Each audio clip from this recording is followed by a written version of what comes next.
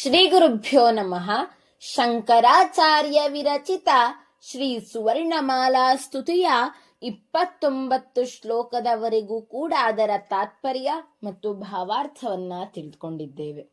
ಹಾಗಾದರೆ ಇಂದು 30ನೇ ಶ್ಲೋಕದ ಅರ್ಥವನ್ನ ತಿಳಿಯುವ ಸಮಯ.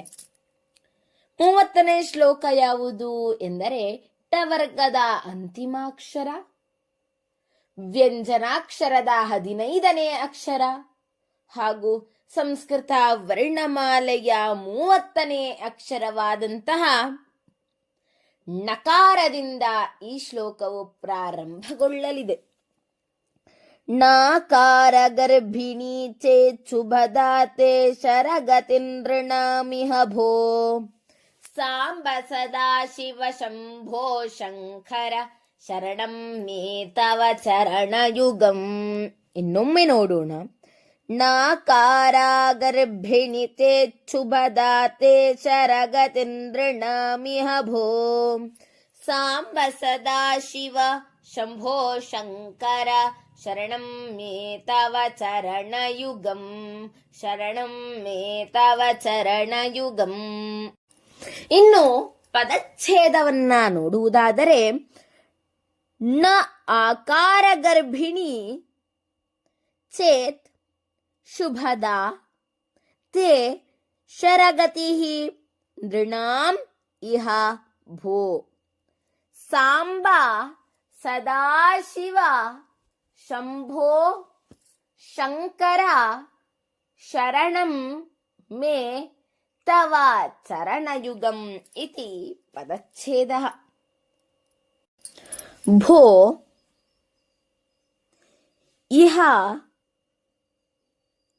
ನಾಕಾರ ಗರ್ಭಿಣಿ ಶರಗತಿ ಚೇದಪಿ ನೃಣಾಂ ಶುಭದಾ ಏವ. ಸಾಂಬ ಶಂಕರ ಸದಾಶಿವ ಶಂಭೋ ತವ ಚರಣಯುಗಂ ಮೇ ಶರಣಂ ಇತಿ ಅನ್ವಯಾರ್ಥ. ಇನ್ನು ಅನ್ವಯಾರ್ಥವನ್ನ ನೋಡಿದ ಮೇಲೆ ಅರ್ಥವನ್ನ ನೋಡಲೇಬೇಕು. ಹೇ ಶಂಭುವೆ, ಣ ಆಕಾರದಲ್ಲಿರುವಂತಹ ಬತ್ತಳಿಕೆಯಲ್ಲಿ ನಿನ್ನ ಬಾಣವು ಇಟ್ಟಿದ್ದರೂ ಅದು ಮನುಜರಿಗೆ ಶುಭವನ್ನೇ ಉಂಟು ಮಾಡುತ್ತದೆ. ಹೇ ಪಾರ್ವತೀ ಸಹಿತನಾದವನೇ, ಸದಾ ಮಂಗಳಮಯನೇ, ಶುಭವನ್ನುಂಟು ಮಾಡುವವನೇ, ನಿನ್ನ ಈ ಚರಣಯುಗಳವೇ ನನ್ನಾಶ್ರಯವು ಅಂತ ಹೇಳ್ತಾ ಇದ್ದಾರೆ ಆದಿ ಶಂಕರಾಚಾರ್ಯರು. ಇನ್ನು ಇಲ್ಲಿ ಚೇತ್ ಶುಭದ ಅಂತ ಪದ ಇದೆ. ಶುಭದ ಅಂದ್ರೇನು? ಒಳ್ಳೆಯದು. ಚೇತ್ ಶುಭದ ಇಲ್ಲಿ ಚುತ್ತ ಸಂಧಿಯಾಗಿದೆ.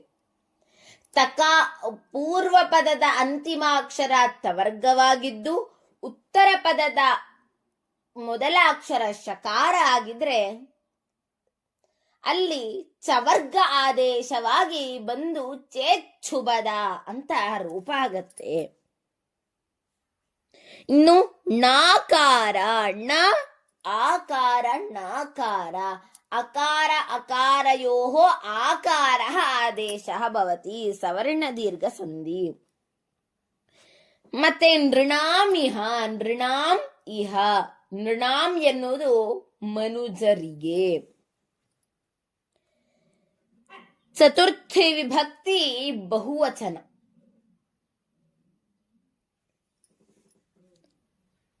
ಅನಂತರ ನೃಣಾಂ ಇಹ, ಇಲ್ಲಿ ನೃಣಾಂ ಎನ್ನುವುದು ಅರ್ಧ ಅಕ್ಷರ ಆಗಿರೋದ್ರಿಂದ ಇಲ್ಲಿ ಯಾವುದೇ ಸಂಧಿ ಉಂಟಾಗೋದಿಲ್ಲ. ಇನ್ನು ಭಾವಾರ್ಥವನ್ನ ನೋಡುವ ಸಮಯ. ಒಂದು ಶ್ಲೋಕಕ್ಕೆ ಪೂರ್ಣವಾಗಿ ಅರ್ಥ ಬರಬೇಕಂದ್ರೆ ಅದರ ಭಾವಾರ್ಥವನ್ನ ತಿಳಿಲೇಬೇಕು. ಹೇಗೆ ಹಿಟ್ಟನ್ನ ನಾದಿದ ಮೇಲೆ ಚಪಾತಿಯನ್ನು ಮಾಡಲೇಬೇಕೋ ಹಾಗೆ ಅರ್ಥವನ್ನ ತಿಳಿದುಕೊಂಡ ಮೇಲೆ ಅದರ ಭಾವಾರ್ಥವನ್ನ ತಿಳಿಯಲೇಬೇಕು.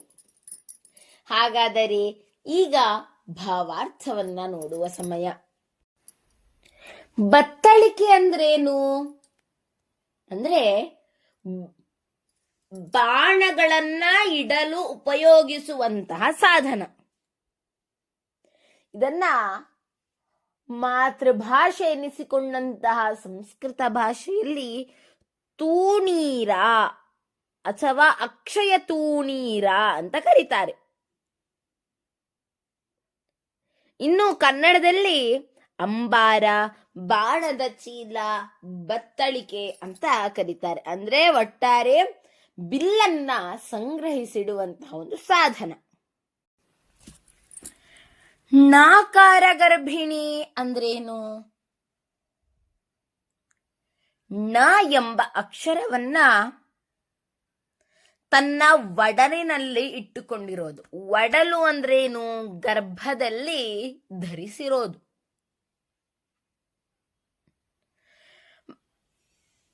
ಮತ್ತು ನಾವು ಮೊದಲೇ ತಿಳಿದ ಹಂಗೆ ಬಾಣಗಳನ್ನ ಇಡುವಂತ ಸ್ಥಳವಾದಂತಹ ಬತ್ತಳಿಕೆಯನ್ನ ತೂಣೀರ ಅಂತ ಕರೀತಾರೆ.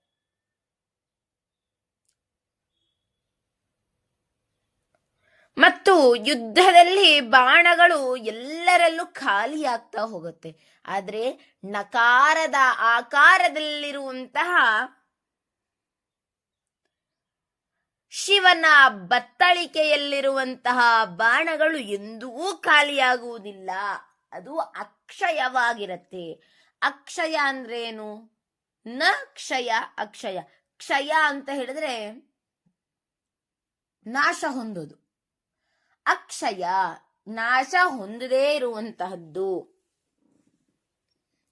ಅಂತಹ ದಿವ್ಯವಾದಂತಹ ಬತ್ತಳಿಕೆಯನ್ನೇ ಧರಿಸಿದ್ದಾನೆ. ಆದ್ರೆ ಇವನು ಬಾಣ, ಬಿಲ್ಲು, ಬತ್ತಳಿಕೆಯನ್ನ ಕೈಯಲ್ಲಿ ಧರಿಸಿದ್ರು ಕೂಡ ಕ್ರೂರರು ಅಂತ ಹೇಳಕ್ಕಾಗೋದಿಲ್ಲ. ಯಾಕೆ? ಅವನು ತುಂಬಾ ಕ್ರೋಧೋದ್ಭವನಾಗಿದ್ದಾನೆ ಅಂತ ಹೇಳಕ್ಕಾಗಲ್ಲ. ಯಾಕೆ ಅಂತ ಹೇಳಿದ್ರೆ ಶಿವ ಕೈಯಲ್ಲಿ ಬಿಲ್ಲು, ಬತ್ತಳಿಕೆ, ನಕಾರ ಆಕಾರದಲ್ಲಿರುವಂತಹ ಬತ್ತಳಿಕೆಯೊಳಗೆ ಹಲವಾರು ಬಾಣಗಳಿದ್ದರೂ ಕೂಡ ಎಂದೂ ಮನುಜ ಕುಲಕ್ಕೆ ಕೆಡುಕನ್ನ ಮಾಡಿಲ್ಲ. ಮನುಜ ಕುಲಕ್ಕೆ ಸದಾ ಒಳಿತನ್ನ ಮಾಡ್ತಾ ಇದ್ದಾನೆ ಆ ಪರಮಶಿವ. ಆ ಶಿವ ಸದಾ ಪಾರ್ವತೀ ಸಹಿತನಾಗಿರ್ತಾನೆ. ಯಾವಾಗಲೂ ಮಂಗಳವನ್ನೇ ಮಾಡ್ತಾನೆ. ಅವನು ವಿಭು, ಸರ್ವತ್ರ ವ್ಯಾಪ್ತನಾಗಿದ್ದಾನೆ. ಶುಭವನ್ನೇ ಉಂಟು ಮಾಡುವ ಆತನ ಚರಣಯುಗಳವೇ ನನಗಾಶ್ರಯವು ಅಂತ ಹೇಳ್ತಾ ಇದ್ದಾರೆ ಆದಿ ಶಂಕರಾಚಾರ್ಯರು. ಇನ್ನು ಮುಂದಿನ ಶ್ಲೋಕವನ್ನ ಮುಂದಿನ ಸಂಚಿಕೆಯಲ್ಲಿ ನೋಡೋಣ.